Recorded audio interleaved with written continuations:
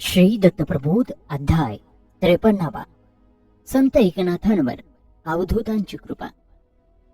अध्यायाला सुरुवात करूया. मागील अध्यायाच्या शेवटी जनार्दन पंतांनी दुसऱ्यांदा एकनाथाला श्री सद्गुरु दत्तात्रयांना भेटवण्याचा प्रयत्न केला, पण एकनाथ पठाणांचं रूप घेतलेल्या अवधूताला भेटू शकले नाहीत. त्याचा कृपाप्रसाद स्वीकारू शकले नाहीत, कारण त्याच्या मनातला अज्ञानाचा परिपूर्ण भावपणा विनाश झालेला नव्हता. भोळा भाबडा असूनही, श्रद्धा असूनही सर्वात्मक परमात्मा बघण्याची कुवत एकनाथाला आली नव्हती. त्याच्या या उणीवेचा त्याला तोटा झाला होता. त्याच्या ज्ञानाचा हा पराजय होता. जनार्दन पंतांनी त्याच्या ज्ञानाचा धिक्कार केला, त्याला समज दिली, उपदेश केला आणि पुन्हा कधीतरी अवधूत दर्शन घडवण्याचं आश्वासन दिलं. जपजाप्य तपसाधना एकाग्र चित्त होऊन करण्याचा आदेश दिला. एकनाथाला अवधूत दर्शनाचा जणू ध्यास लागला होता. त्याच्या ध्यानी मनी सद्गुरूंचं सोज्वळ काशाय वस्त्रधारी रूप नांदत होतं. ते सगुण साकार मूर्ती डोळ्यांनी प्रत्यक्ष पाहण्याची त्याला आस लागली होती. एक दिवस न राहून तो जनार्दन पंतांना म्हणाला, पंत, आता अधीरल्या मनाला धीर धरवत नाही. मला त्या श्री सद्गुरु समर्थांचं दर्शन घडवा, त्यांची गाठ मला घालून द्या. एकनाथांची आस पंतांना जाणवली. ते त्याला घेऊन तीर्थाटनाला निघाले. निघताना त्यांनी नाथाला बजावलं, पुन्हा सांगतोय क्या तुला, मी ज्याची पाठ धरीन, ज्याला वंदन करेन, ज्याच्या सोबत राहीन त्याला तू वंदन कर, त्याचे पाय धर, त्याला अनन्य भावानं शरण जा. एकनाथानं पंतांच्या म्हणण्याला होकार भरला आणि गुरु शिष्य जंगल तोडू लागले. इतक्यात एक मलंग समोरून येताना पंतांना दिसला. त्याचा वेश सगळा मुसलमानी पद्धतीचा होता. डोक्यावर कबरी होते, गळ्यात कफनी होती, लुंगी नेसली होती, हातात सैली कटोरा होता, काखेत झोळी होती, मोरपिसांचा कुंचा होता, खांद्यावर फावडं होतं, पायात पादुका होत्या, बस्ताबंद नेटका बांधला होता. त्याचे ते नेत्र आरक्त आणि विशाल होते. रंग श्वेत होता, कांती तेजस्वी होते, वर्ण तेजाळ उग्र होता. असा तो मलंग समोर येताच जनार्दन पंतांनी त्याला मनोभावाने नमस्कार केला. यवनी भाषेत तो मलंग जनार्दन पंतांशी बोलला आणि त्यानं पंतांना आपल्या हृदयाशी धरलं. दोघंही एकाच झाडाखाली बसले, एकमेकांशी गुजगोष्टी करू लागले. मलंगानं आपल्या झोळीतून न्याहारी काढली आणि पंतांसह तो भोजनाला बसला. एकनाथाला तो वर्णसंकर सहन होईना. त्यांचं उष्ट पंत खात आहे ही कल्पनाच त्याला रुचेना. तो दूर बाजूला उभा राहून ते सारं दृश्य पाहत होता. जनार्दन पंतांना श्री सद्गुरू अवधूताने विचारलं, कोण आहे हा, त्यालाही बोलवा प्रसाद खायला. आपल्या पंक्तीला बसून तोही भोजनाचा लाभ घेईल. सद्गुरूंना असं सांगताच जनार्दन पंतांनी नाथाला खुणावलं आणि मागच्या प्रसंगाची आठवण देत सांगितलं. मनातला भेदाभेद टाळून प्रसाद घ्यायला त्वरित ये आणि या अवधूत योगी राण्याच्या पायावर प्रेमानं डोकं ठेव. त्याला अनन्य भावानं शरण जा, विपरीत भावनेचा त्याग कर. सद्गुरूचे हे परवलीचे शब्द ऐकून भीत भीत एकनाथ जवळ येऊन उभा राहिला. त्या मलंगाच्या पानात जेवायला बसला नाही. अर्जवी स्वरात त्यानं भक्त पंतांना विनंती केली, आपला प्रसाद मला द्यावा. आपल्या वाचून माझे लाड कोण पुरवणार आहे. कणवाळू जनार्दन पंतांनी आपल्या पुढ्यातले घास त्याच्या हातावरती ठेवले. नाथानं ते तोंडात घालण्याऐवजी गुंडाळून ठेवले. वस्त्रात गुंडाळलेला तो प्रसाद घेऊन तो दूर जाऊन बसला. पंतांचं व मलंगाचं भोजन संपल्यावर मलंगानं आनंदानं ढेकर दिला. तो तृप्त झाला, समाधानानं बोलला. बोलता बोलता एकनाथाकडे मूल दाखवून त्यानं पंतांना विचारलं, हे मूल कोणाचं, याचं वर्ण कोणता, नाव काय. दत्तात्रयाने हे विचारताच पंतांनी उत्तर दिलं, हा ऋग्वेदी ब्राह्मण आहे, याचं नाव एकनाथ. हा अतिशय भाविक, श्रद्धाळू आणि प्रेमळ आहे. बालपणापासून माझ्याजवळ राहून हा दिवस रात्र माझी सेवा करतो. कामकाजात मला तत्परतेनं मदत करतो. तो मनानं निर्लोभी, निरासक्त आणि उदास आहे. त्याची वृत्ती पाहून त्याच्यावर दया करावे, त्याला आपण अनुग्रह द्यावा असं मला फार वाटतं. पण त्याचा अज्ञान आता त्याच्या आड येत आहे. आपल्याला पाहून तो दूर दूर पळतो आहे. 2 वेळा त्यानं आपल्या दर्शन लाभाची संधी हुकवली. पण आता आपल्याला माझी नम्र विनंती आहे की त्याच्यावरती आपण अनुग्रह करावा, त्याचं अज्ञान नाहीसं करावं, त्याला अद्वैतवाची अभेदवाची जाणीव द्यावी. पंतांचं हे बोलणं संपत तोच एकनाथ धावत आले आणि त्यांनी त्या मलंगाच्या पायावर अनन्य शरण भावानं डोकं ठेवलं. चित्त एकलय केलं. कितीतरी दिवसांची आज पुरी झाली होती. एकनाथाला दत्तात्रय भेटले होते. श्री सद्गुरू दत्तात्रयांनी नाथाला आशीर्वाद दिला. तुझ्या हातूनच समाजसेवेचं उदंड कार्य घडेल. तुला ऋषिकेशी प्रसन्न होईल. तो तुझे सर्व मनोरथ पुरवेल. श्रीमद भागवताचा एकादश स्कंद व्यासाप्रमाणे तू ओवीबद्ध करशील. वेदशास्त्र पारंगत होशील. त्या एकादश स्कंद पुराणावर प्राकृतातून टीका रचशील. वाल्मिकीसारखं प्राकृतात भावार्थ रामायण रचशील. तो रचलेल्या अभंग पदांना तर तोडच राहणार नाही. आपल्या अवीट रसभरित वाणीनं या सर्वांना प्रिय होईल. चक्रपाणी याचा सदैव पाठीराखा होईल. त्याची कीर्ती त्रिभुवनात गाजेल. खर तर हा ईश्वराचाच अवतार आहे, पण मनुष्य रूपात प्रकटला आहे. जनार्दना, तुझ्यासारखा थोर तोच की तुला हे एकनाथासारखं रत्न लाभलं. तू याचा प्रतिपाळ कर, याला ज्ञान दे. तू एकनाथाचा सद्गुरू आहेस. माझी त्याच्यावर अखंड कृपा आहेच आणि पुढेही राहील. फक्त तोच अधिकारी म्हणून तुझ्याजवळचं अध्यात्म ज्ञान, गुह्य ज्ञान त्याला दे. परमार्थ मार्गाचा त्याला अधिकारी बनव. असं म्हणून दत्तात्रय गुप्त झाले. गुप्त होताना त्यांनी जनार्दन पंतांशी विडा दिला होता. पंतांनी त्यातला एक घास एकनाथाच्या मुखात घातला आणि ते दोघं स्वगृही प्रतले. घरी आल्यानंतर एकनाथानं पंतांशी हट्ट धरला की अध्यात्म ज्ञानाचं विवरण करा, कुंडलिनी जागृत करून द्या. एकनाथाचा हट्ट मान्य करून पंतांनी श्री दत्तात्रयांच्या आज्ञेनुसार एकनाथाला सर्व गुह्य ज्ञान उकलवून दाखवले. त्याच्यावरती अनुग्रह केला आणि त्याला देवगडावरल्या एका पर्वतावर अनुष्ठानास बसण्याची आज्ञा केली. पूर्वी याच ठिकाणी मार्कंडेय ऋषींनी तप केलं होतं. तप करण्यासाठी ते अतिशय उत्तम स्थळ होतं. देवगड पर्वतावरल्या एका गुहेत जनार्दन पंतांचा आशीर्वाद घेऊन एकनाथ अनुष्ठानाला बसला. ऊन, वारा, पाऊस, थंडी कशाकशाची पर्वा न करता, भूक, तहान, झोप या सर्व गोष्टींचा त्याग करून त्यानं अनुष्ठानाला प्रारंभ केला. ती साधना तो एकनिष्ठेने आनंदी भावानं करू लागला. एकनाथ एकाग्रचित्त होऊन साधना करीत असताना एक विशाल फणीचा नाग नाथाला वेढा घालून बसत असे आणि आपल्या फडेनं नाथाच्या डोक्यावर सावली धरत असे. नाथाला या गोष्टीची जरा सुद्धा जाणीव नव्हती. तो आपल्या तपसाधनेत दंग असे. साऱ्या जाणीवा त्या परब्रह्माच्या ठिकाणी केंद्रित झालेल्या असल्यानं त्याला बाह्य जगाचा पूर्णपणे विसर पडलेला होता. पण एकनाथाची मनोभावे सेवा करणारा एक शेतकरी रोज नाथासाठी दूध घेऊन येत असे. एक दिवस काय झालं, शेतकऱ्याला नेहमीच्या वेळेपेक्षा दूध घेऊन यायला थोडासा उशीर झाला. नाथ ध्यानमग्न होते. नेहमीप्रमाणे तो नाग आपली फणा पसरून नाथांच्या डोक्यावरती छाया धरून त्यांना वेटूळ घालून बसला होता. त्या भल्या थोरल्या नागानं नाथांना वेटूळ घातलेला पाहून शेतकऱ्याचं थापतन आणलं. तो भयानं जोरात किंचाळला. नागाला हाकलवून देण्याचा प्रयत्न करू लागला, पण नाग काही जागचा हालेना. नाथही आपल्या समाधीत लीन झाला होता. त्याला काय घडत आहे, काय होत आहे या कशाचंच भान नव्हतं. नाथाची समाधी उतरताच तो नाग आपोआप खाली उतरला आणि शांतपणाने निघून गेला. शेतकऱ्याने येऊन नाथांच्या पायावर डोकं ठेवलं आणि त्याला सारी हकीकत सांगितली. ही नागकथा ऐकून नाथालाही आश्चर्य वाटलं. त्यानं गरुडाची प्रार्थना केली. गरुड साक्षात त्यांच्या पुढे हजर झाला. गरुडानं नाथाला आलिंगन दिलं. गरुड ध्वजाचं दर्शन त्या शेतकऱ्यालाही झालं. तो मनोमन सुखावला, धन्य झाला. एकनाथाला आणि गरुड ध्वजाला वंदन करून तो आपल्या घरी गेला. प्रत्यक्ष ऋषिकेशी एकनाथापुढे प्रकट झाले आणि म्हणाले, नाथा, मीच तुझ्यावर नागरूपाना फणा धरून उभा होतो.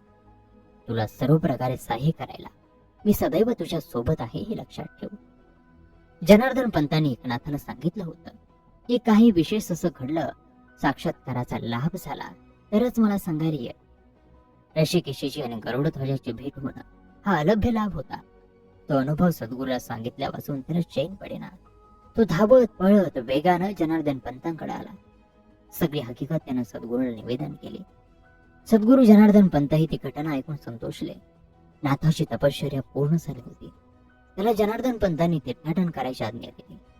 सर्व यात्रा करून यायला सांगितल्या. पंतांची ती आज्ञा शिरसावंद्य मानून एकनाथ चारिधाम यात्रेला निघाले.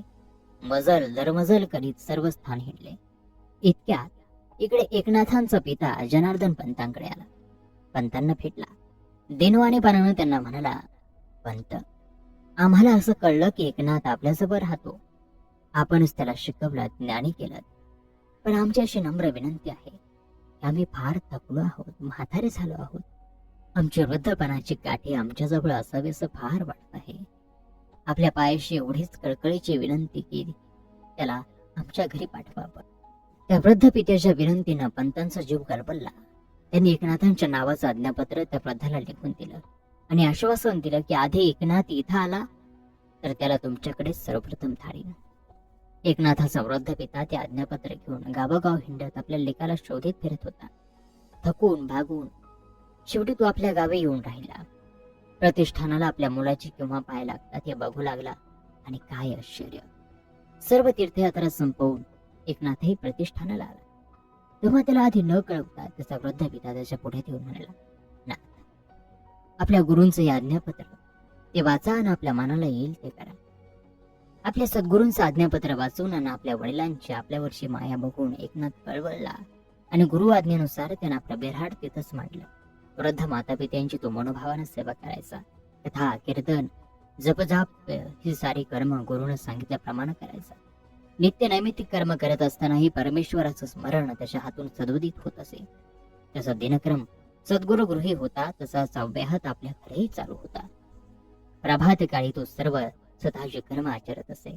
मग सर्वेश्वराचे भजन पूजन, तृतीय प्रहरी पुराण सांगत असे आणि रात्री स्वच्छंद मनानं भजन करीत असे.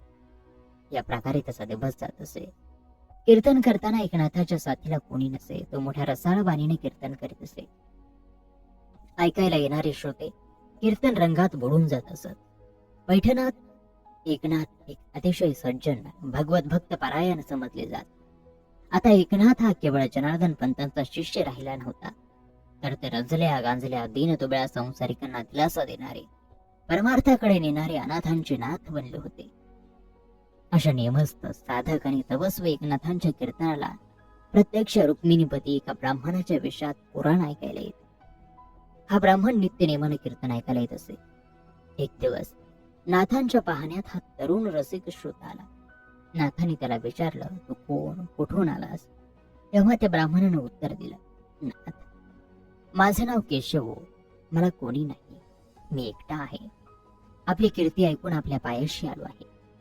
माझी पैसा मिळवण्याची इच्छा नाही किंवा कुठल्याही प्रकारच्या खाण्यापिण्यावर माझी आसक्ती नाही. इसभर कळगे भरायला गोळाभर अन्न मिळू अगर न मिळू मला त्याची काहीही काळजी नसते. आपल्यासारख्या वैष्णव भक्ताची सेवा करायला मला मिळाली तर मी माझं भाग्य समजेन. आपण कृपा करून मला आपल्या घरी आश्रय द्या. अशी नम्र विनंती केशवाने एकनाथांना केली. एकनाथांनीही केशवाची विनंती मान्य केली आणि त्या दिवसापासून केशव म्हणजे साक्षात श्रीकृष्ण परमात्मा एकनाथांकडे राहू लागला. एकनाथ कीर्तन करीत तेव्हा त्यांच्या मागे त्यांच्या साथीला केशव उभा राही, त्यांच्या सुरांना साथ देई. त्यामुळे कीर्तनाला अधिकच रंग चढत असे. नाथांचे कीर्तन पुराण कथनाची कीर्ती दूरवर पसरली होती.